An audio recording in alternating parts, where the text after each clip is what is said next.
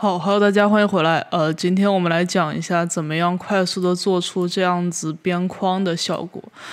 这个视频其实是一个点菜视频，就是我前2天收到了来自野石君的这么一个问题，他是想做一个这样子的效果。这个效果呢，其实是一个音乐的动效，就是音乐那种外框。我找了一个图，大家可以感受一下，差不多这种感觉。然后呢，因为我们用 Illustrator 肯定是做不出来动效的嘛，但是我们可以把它平面化的先做出来一下。然后呢，这个野石君他遇到的问题是不同长度的方块它会交叉在一起。然后呢，我们讨论了一下之后呢，再遇到的下一个问题就是有没有办法能让方块随机生成。然后我们今天就在这个视频里面重点的来讲一下怎么样快速的完成这2步哈。好，首先呢，我们也是一样，就是因为我想到这样子在做一个曲面的东西，如果我们想要把它做的简单一点的话，我们最方便的方法还是把它定义成一个笔刷来做。所以呢，如果把它定义成笔刷的话，我们只需要在直线上面做完之后呢，把它作为一个笔刷定义上，然后再把这个笔刷应用到曲线上来，就可以很快速的把这种小扇形的效果给做出来。所以我们先来看一下怎么样去做出这样子的效果哈。首先第一步呢，就是我们先画一条线出来，用这个直线工具哈，在这里画出一条线之后呢，我们在这个线上呢去随机的放一些这种方块。因为我后面稍微优化了一下，我做的是虚线的，然后我这里也讲怎么做虚线好了。我们描边这里直接把虚线打开，然后这2个数值根据你的需求随便改一下，它就是一个虚线。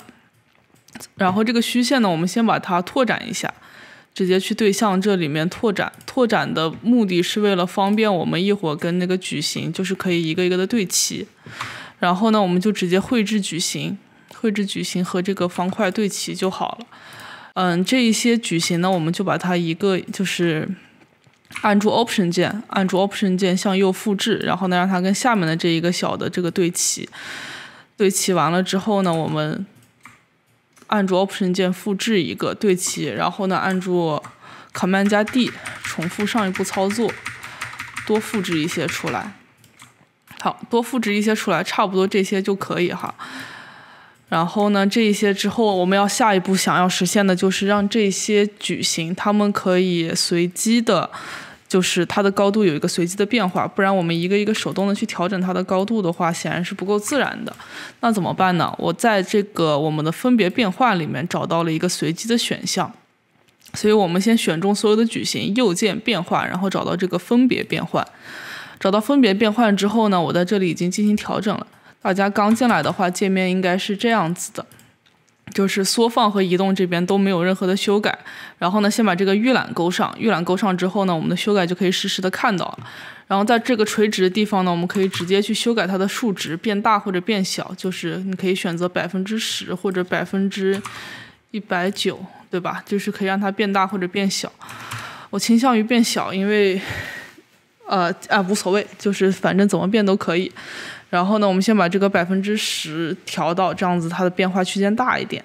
然后呢，点击确定。确定完了之后呢，因为它的变化是按照我们中间的这一根轴来变化的，所以呢，我们先